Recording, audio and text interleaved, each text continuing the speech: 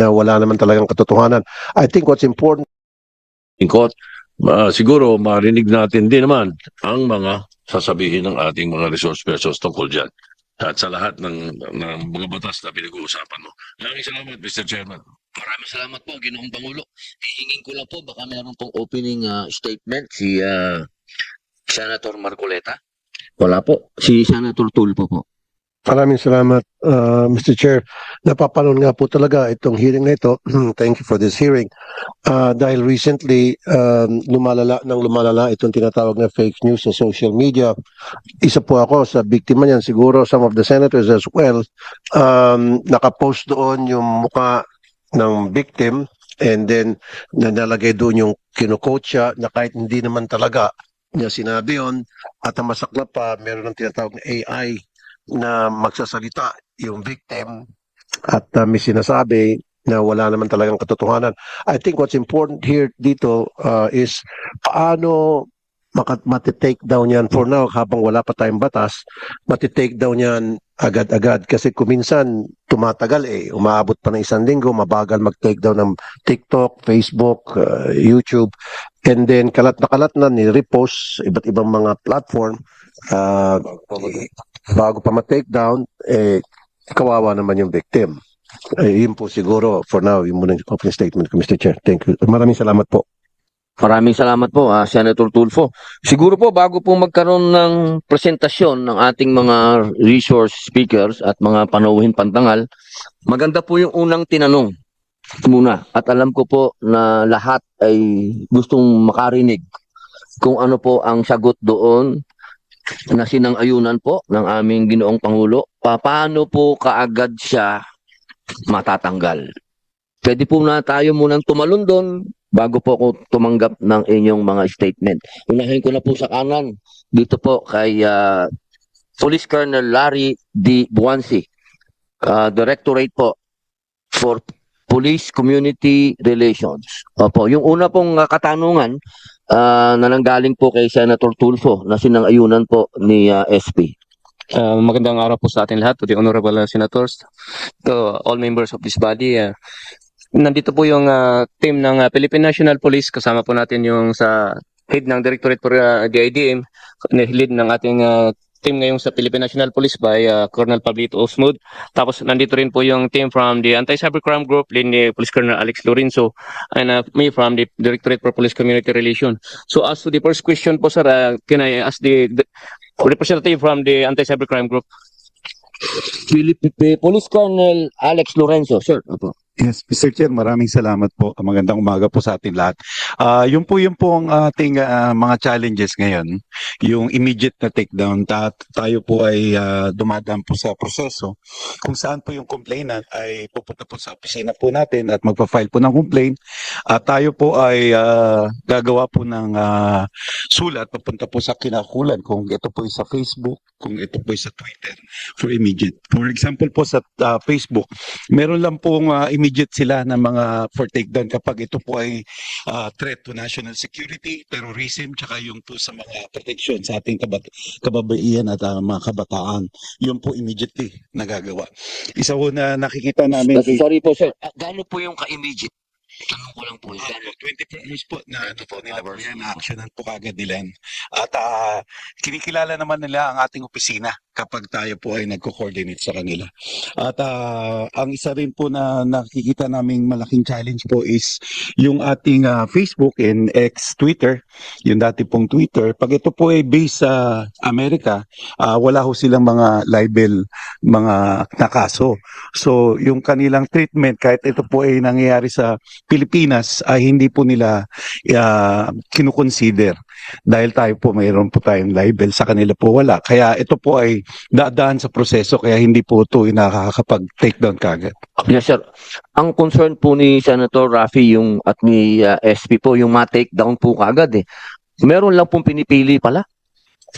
Tama po Mr. Chair, yung mga nabanggit ko po, ito po immediately na take down nila. Pero yung mga kaso po, just in case po yung libel, ito po ay kagaya po sa kanila sa Amerika, wala pong libel case. So ang treatment din nila dun sa kanilang platform, kahit ito po ay nasa ibang bansa, ay hindi kagaya po ng treatment natin dito dahil tayo po merong kaso dun sa libel. Eh po, ang PNP pala, meron na po kayong authority na magsabi sa Facebook o Request Na-take po, down. sir. Request po. Ating opisina, nagre-request po tayo for takedown for these matters, especially o terrorism, rights po ng children and women, and yung ating po naman yung threat sa national security. ay yung character assassination po kaya.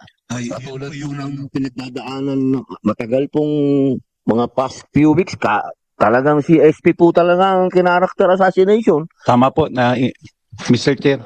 naintindihan Yun po ba, namin yan. hindi po ba yung threat din sa national Opo. security dahil number 3 po sa posisyon sa ating bayan yun. Una, Presidente, Vice President, susunod ng Senate President. Hindi po ba yun, sir, kasama doon sa security threat? Tayo po kasi nagre-request lang po sa kanila. So sila rin po talaga ang nasusunod doon sa kanilang platform, no? Doon sa kanilang community standards na tinatawag. Pwedeng idagdag doon. Sila po ang naglagay lang nun. Sila po ang naglagay. Nasa kanila po yung yung community standards na ganun po, sir. Yun po yung kanilang nagiging basis for that immediate takedown. Yung mga bagay naman po na wala doon, ito po yung dumadaan talaga sa proseso. Nagko-complain po sa atin sa opisina, pinaprocess po natin yung mga legal action na yun. Kagaya po nagwa-warrant po tayo for disclosure ng computer data, warrant to search and seize and examine computer data. So lahat po yun dadaan sa korte kaya dumatagal po. Opo, ang concern lang po talaga, sir, yung ma-take down kagad eh. Yung pong kaso talaga, nako, matagal yan, sir. Ako lang yata ang may record na pinakamabilis na kulong eh, sa Pilipinas. Opo. Tanungin ko po sa ibang gobyerno, Department of Justice. Opo. Tanong ko lang po.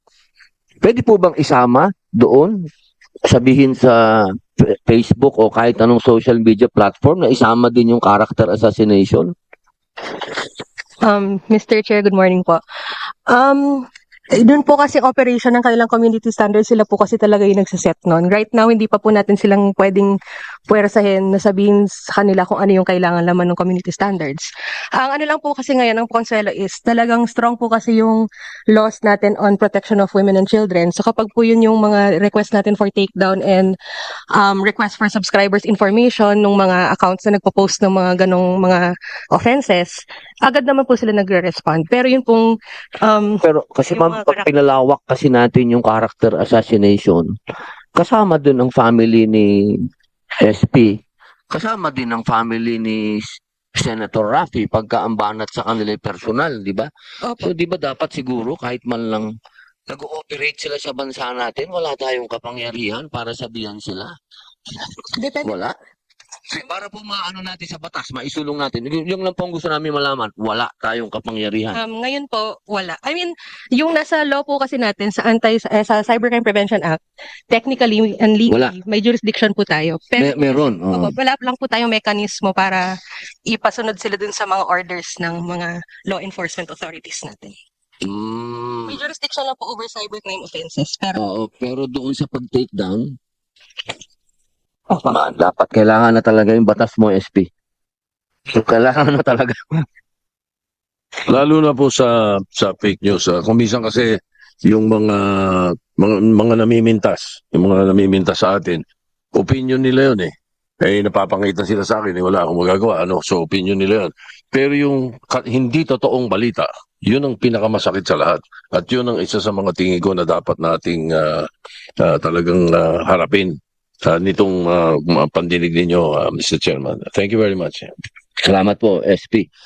Sa Pico po, nako, ang aking mga kaibigan. Opo. Paano po yan? Wala daw po tayong power sa Facebook o sa kahit anong social media platform na meron lang daw silang pamantayan at tayo ang susunod. Bigat po na. Tayo ang susunod sa pamantayan nila. Pambihira. Hindi po ba pwedeng puwersahin natin yung mga yan na pagka fake news naman at nakaka-apekto? Magandang umaga po, Mr. Chairman. As far as Yusek Ramon Ilagan, boss. magandang umaga po.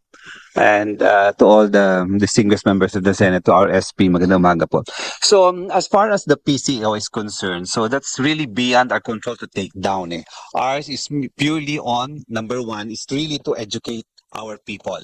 At naniniwala ho talaga ang PCO dyan, ang Presidential Communications Office, na because of the spread of fake news talaga, ang dami hong naaapektuhan na miyembro ng pamilya, maging ho siguro yung efforts natin sa gobyerno sa pagtulong ang mga business establishments. So, what we have launched since 2023, actually, nag-launch po ng Media Information Literacy ang PCO about it. So, para at least magabayan po ang ating mga mamamayan hinggil sa spread ng fake news. Kasi first of all, siguro maganda rin pong i-identify natin ano pong pagkakaiba ng fake news do sa misinformation at saka disinformation. And I think with this hearing po is malaki po ang maitutulong nito.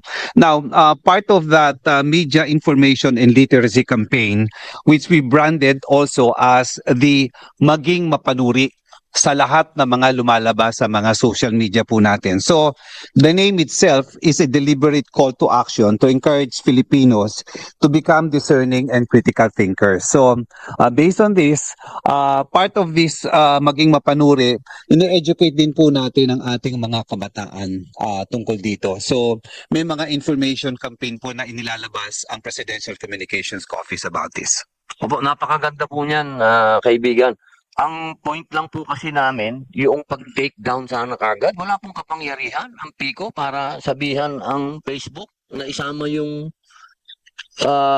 halimbawa lang po ito, ha. Pati po ang Pangulo ng Pilipinas. Ang dami din pong fake news sa kanya tungkol sa pamilya niya. Hindi po ba kayo nababahala doon? Of course, maging po ang opisina ng Office of the President, ang tanggapan ng ating Pangulo, nagiging biktima rin po ng fake news. For example, halimbawa, mga pag-a-announce ng mga link, yun hong sa mga suspension ng mga klase, yun hong walang pagpasok, nagiging victim din po ng fake news, no? So, SP. Mr. Chairman, please, thank you. Yun nga po